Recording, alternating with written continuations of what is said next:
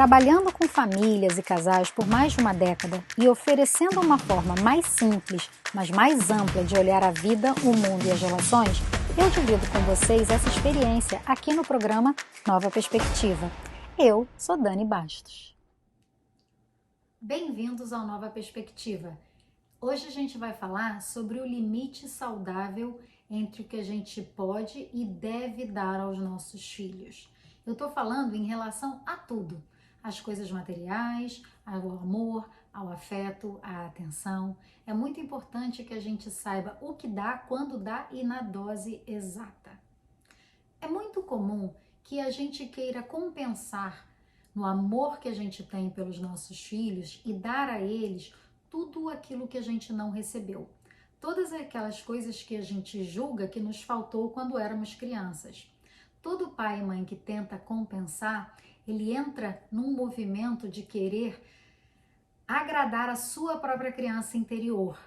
Então, ele acaba mimando o filho e dando mais do que aquela criança precisa.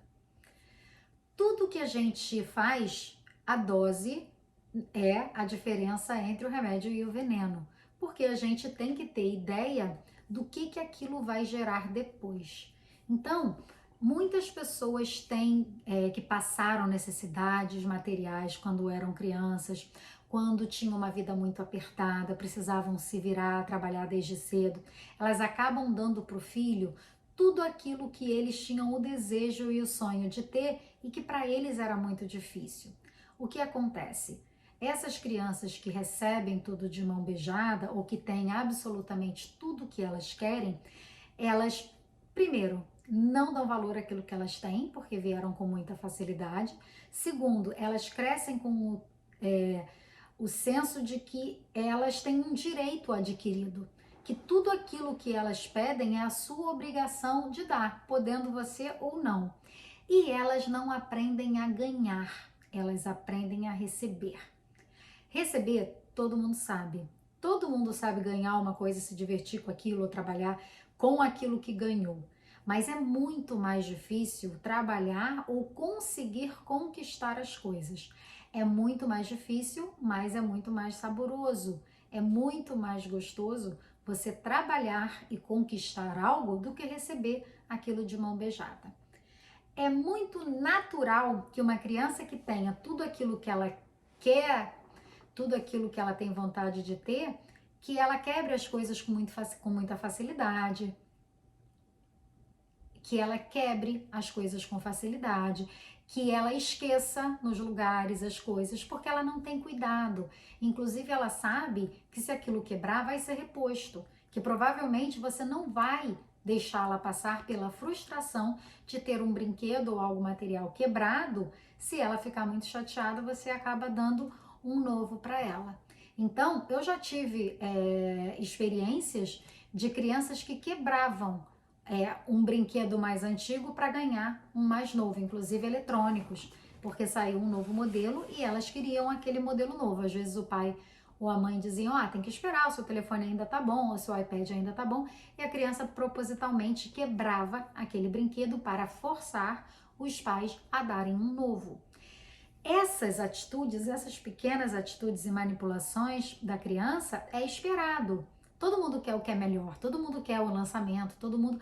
Mas essa parte tem que ser conquistada. Não se dá luxo para a criança, não se dá coisas luxuosas para as crianças, porque a gente acaba fazendo com que elas tenham um grau de exigência muito superior àquilo que elas são capazes de prover por elas mesmas, pelo menos no início da vida. Então, uma criança ou um adolescente que é acostumado com coisas muito caras, muito luxuosas, com restaurantes muito bons, quando ela estiver num college, ela não vai se acostumar com a cafeteria da faculdade. Ela não vai se acostumar em comprar uma roupa num Walmart ou numa C&A. Elas vão querer comprar as coisas de marca que elas estão acostumadas. Então, isso causa um senso de que ela tem esse direito adquirido e que você tem obrigação de prover porque você a acostumou daquela forma. Isso causa na criança essa sensação de que querer é poder. E nem sempre querer é poder. A gente, obviamente, ensina para os nossos filhos correrem atrás dos objetivos e planejar as coisas, mas a gente ensina também que eles precisam trabalhar. Primeiro a gente planta e depois a gente colhe.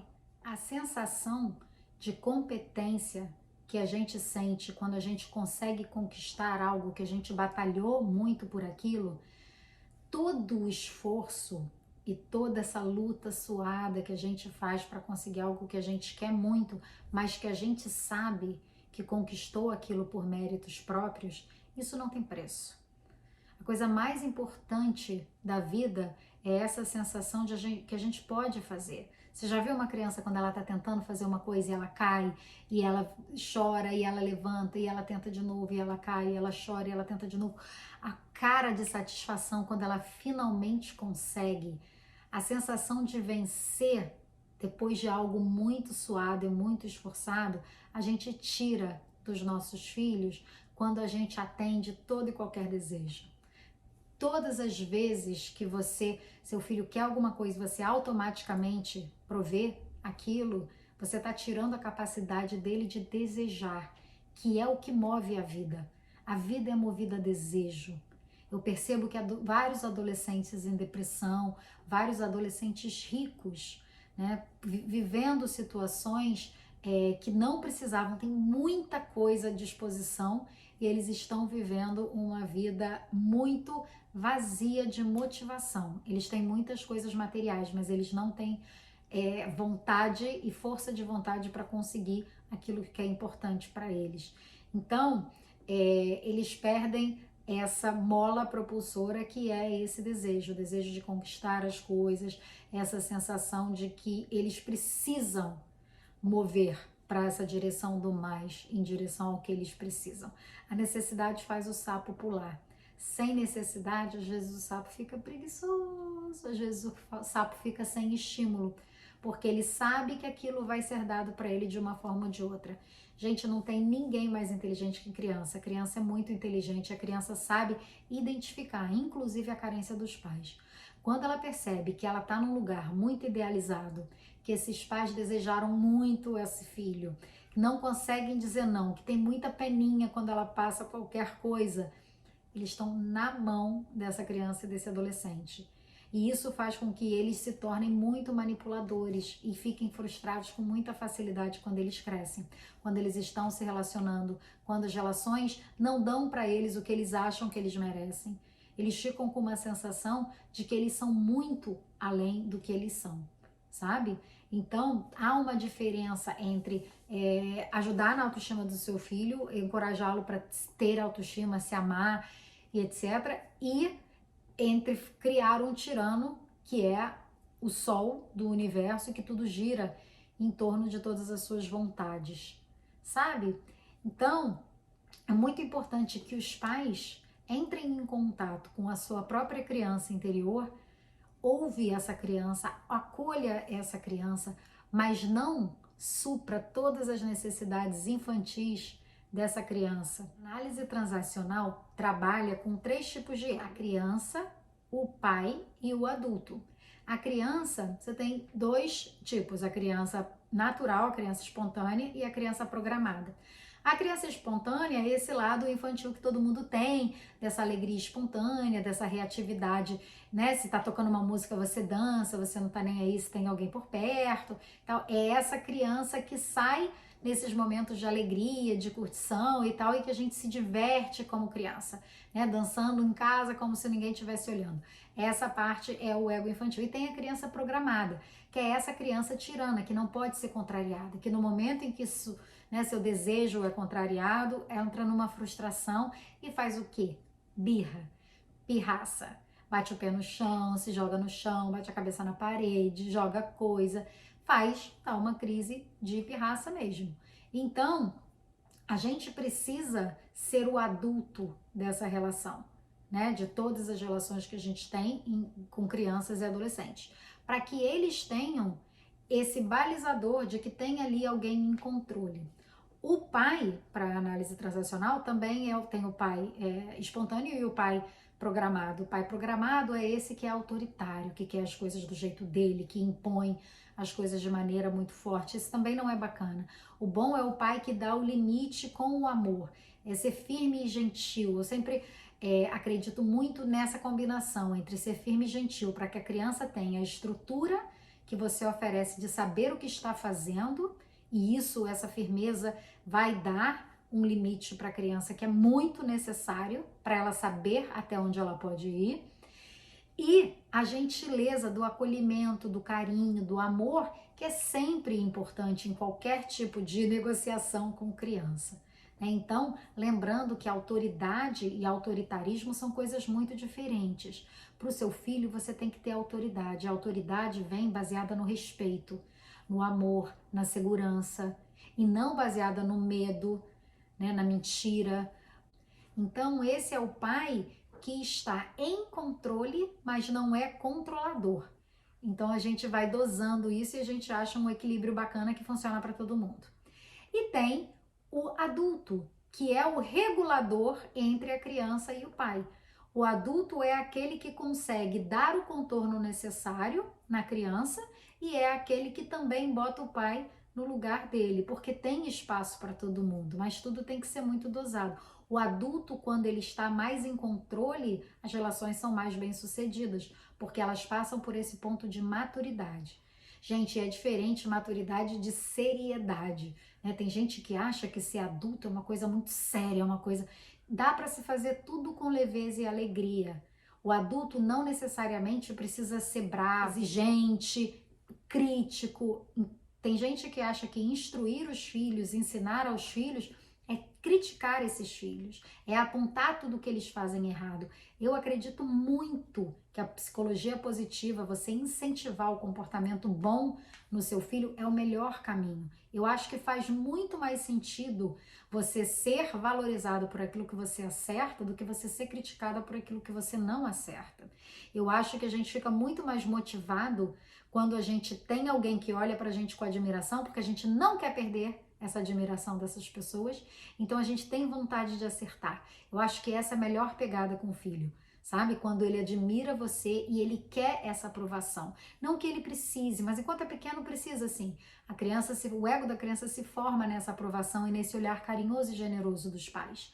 Então, os pais muito críticos, os pais muito exigentes, eles criam crianças que se punem na idade adulta, que se sentem não boas o suficiente, que se sentem fracassadas, que sentem que a sua autoestima é atrelada à sua performance. Então ele tem que dar um bom resultado. E isso nem sempre é possível, né? Na vida a gente às vezes tem bons resultados e às vezes não, e tudo bem. É mais importante a gente aprender com aquilo que com os desafios que aparecem, do que acertar em todos os momentos, né? O erro e o fracasso te ensinam coisas fundamentais que o sucesso jamais te ensinaria. Eu sempre brinco que Deus não dá o que a gente quer, dá o que a gente precisa. Então, tenta aplicar isso na sua vida. Dá para os seus filhos recursos emocionais para que eles construam a própria vida, para que eles construam o seu próprio caminho, para que eles consigam desfrutar dos frutos do próprio sucesso, dos frutos do próprio esforço. Isso não tem preço. Não tira dos seus filhos a capacidade de desejar.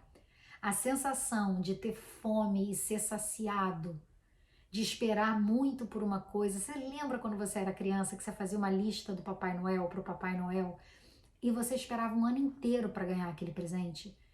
Que você ficava sonhando, desejando. Eu lembro que tinha a bicicleta Caloi, e aí passava a propaganda na televisão e você pensava, gente, um dia eu vou ter a minha Caloi, um dia eu vou ter a minha Caloi. Quando chega aquela manhã de Natal, quanto era mágico, quanto era maravilhoso, quanto a gente esperava por aquilo. Lembra, não dê tudo pro seu filho, que você vai ensinar ele a ficar mimado, vai deixar ele absolutamente imediatista, ele não vai ter tolerância para esperar, ele não vai ter tolerância para se frustrar, ele vai ficar uma criança fraca e mimada. Lembra, não tire dos seus filhos a capacidade de desejar e esperar por aquilo que eles querem. É uma delícia.